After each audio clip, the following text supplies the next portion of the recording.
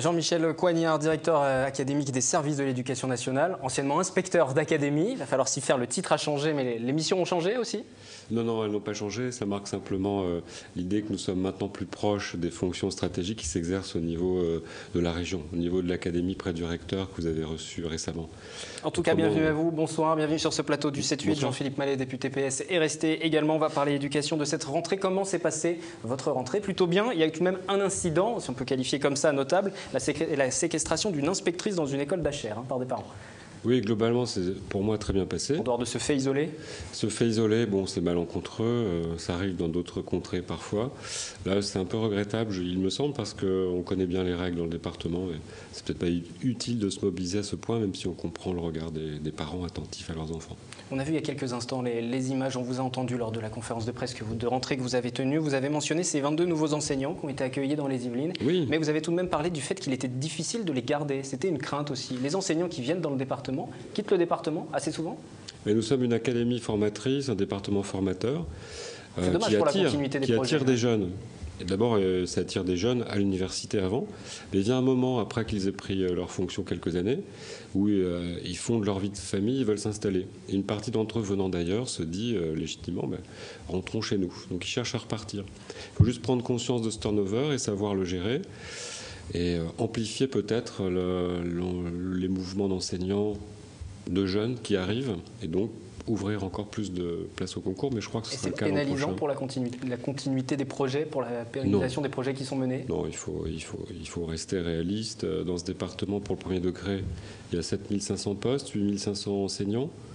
Bon, les nombres dont nous parlons, c'est 300 à 400 enseignants par an qui demandent à partir. La question est leur renouvellement. Donc, dans une période où on aura davantage d'accès au concours, où peut-être les jeunes auront plus confiance dans l'ouverture qu'on leur fait via leurs études universitaires, on peut espérer que le problème sera régulé. Effectivement, la rentrée s'est bien passée. Le recteur qui était sur ce plateau en début de semaine nous a tenu les mêmes propos. Il a tout de même parlé d'une rentrée de transition, puisqu'il y a un changement de gouvernement, le temps que les mesures se mettent en place. On était plutôt dans une rentrée, la dernière, de l'ère Châtel, on va dire, du précédent ministre. Est-ce que la rentrée Peillon, justement, a du mal à prendre? Et en tout cas, il y a des attentes. Les parents sont dans l'attente aussi d'une arrivée de professeurs, de réforme de l'éducation. Juste deux points peut-être. Il y a une question de climat d'abord. Du point de vue du climat, nous savons réussir les rentrées. Et comme il y a une forme d'attente, le climat est plutôt à la confiance. Les enseignants attendent, mais sont confiants, me semble-t-il. Les parents aussi, ils attendent. Maintenant, la rentrée suivante, nous sommes bien placés dans les Yvelines, sans doute, pour les grands thèmes qui se dégagent déjà de la concertation sur la refondation. Qui doit déboucher sur un projet de loi d'ici la fin de l'année. On pense que la réflexion, notamment territoriale, est déjà avancée dans certains secteurs des Yvelines et que nous saurons, sans trop de difficultés, nous mettre dans les pas des orientations qui seront prises, tant peut-être sur les rythmes scolaires, même si c'est compliqué, mais par exemple aussi sur l'équipement numérique des écoles et des collèges où nous sommes en avance.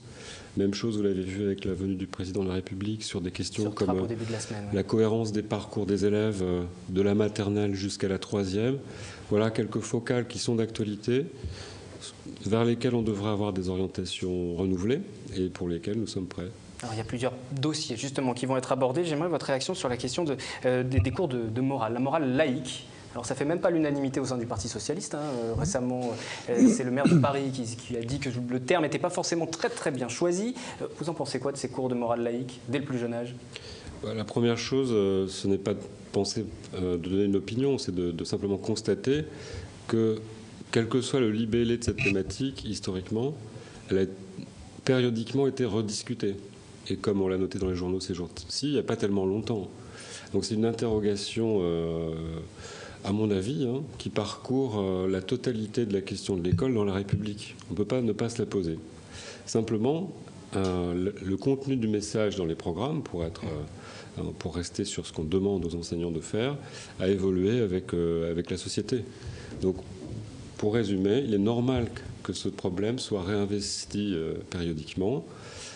Il n'est pas, je trouve, sain que le débat se repose sur la question, puisque ça intéresse tout le monde. Et que si nous savons faire dans les écoles, peut-être faut-il revisiter ce qu'on y fait. justement, du côté du Parti socialiste. Alors quel est votre point de vue, en tout cas personnel, sur la question, la morale laïque? Est-ce qu'il faut la mettre en place? Est-ce que le terme de morale laïque est bien choisi? Et ça va servir à quoi? Tout à fait. Moi, je suis tout à fait favorable à l'enseignement de la morale laïque, la morale républicaine, à une époque où, pour des tas de raisons, la société peut apparaître comme fragmentée, cloisonnée. Et on met quoi dedans, dans la morale laïque? On y met les grands principes de la vie en commun, du vivre ensemble. Justement, la laïcité, le respect, des choses qui peuvent apparaître basiques, mais qui sont essentielles, fondamentales. Le respect d'autrui, le respect de chaque conviction, comment on vit en commun, comment on se comporte dans le collectif, dans le vivre ensemble, son rapport, quand on est jeune, aux adultes, à l'autorité.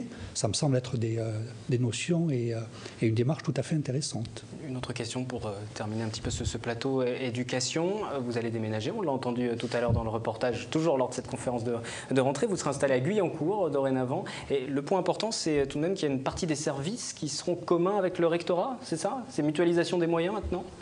Oui, non, mais juste, mutualisation des moyens, c'est toujours intéressant parce que l'État est responsable, donc il fait attention à ce qu'il dépense. Mais en l'occurrence, nous sommes le département siège de l'académie, et en dehors des locaux propres au département, à la vie départementale, il y a aussi un certain nombre de locaux pour la vie académique. Donc, sachant que nous devions trouver une autre location, on a uni ce problème à celui du rectorat qui a plusieurs sites, et simplement on aura certains services du rectorat avec l'inspection académique, avenue du Centre, donc à Guyancourt. Je viens de passer devant. Et vous serez loin de ce studio, forcément. Jean-Michel Coignard, je vous propose de rester encore avec nous durant les prochaines minutes, puisqu'on va accueillir des professeurs et des élèves du lycée Blériot. C'est à Trappes, et vous verrez qu'ils ont décroché un prix. Et vous allez voir dans quelques instants de quoi il s'agit. Je remercie en tout cas Jean-Philippe Mallet d'être venu sur ce plateau. Vous ferez votre rentrée parlementaire le 11 septembre. Entrée chargée. Auparavant, vous allez voir que tout se vend sur Internet. La communauté d'agglomération de Saint-Quentin a mis en vente mobilier, voitures ou encore bureaux. Les explications, Johanna Soudry. Envie de changement pour la rentrée? Table, bureau ou encore voiture, la communauté d'agglomération de Saint-Quentin en Yvelines a décidé de vendre aux enchères quelques biens sur Internet. On a des postes, on va dire, de collaborateurs dans différents tailles 160 ou 180. On a des plans de travail tout seul, des plans de travail complets avec des caissons. On a du mobilier de direction, donc certaines gammes selon les années, à certains prix. Comptez par exemple 600 € pour ce bureau contre 50 ou 30 € pour d'autres modèles. Parmi les 180 produits proposés, 4 véhicules, 2 télévisions magnétoscopes et même un four à pizza mis en vente 300 €. Tous s'achètent sur Internet mais seront exposés ce samedi 8 septembre à Montigny-le-Bretonneux. Le public pourra ainsi découvrir le mobilier en grandeur nature. À partir de là, septembre constituera la 4e vague et on espère la dernière. Le château de la Couldre, ancien siège de l'agglomération, accueille actuellement le mobilier à vendre. Il ouvrira ses portes le 8 septembre pour présenter des équipements en vente exclusivement sur Internet jusqu'au 16 septembre. Une fois vidé, le bâtiment devrait être transformé en résidence pour personnes âgées.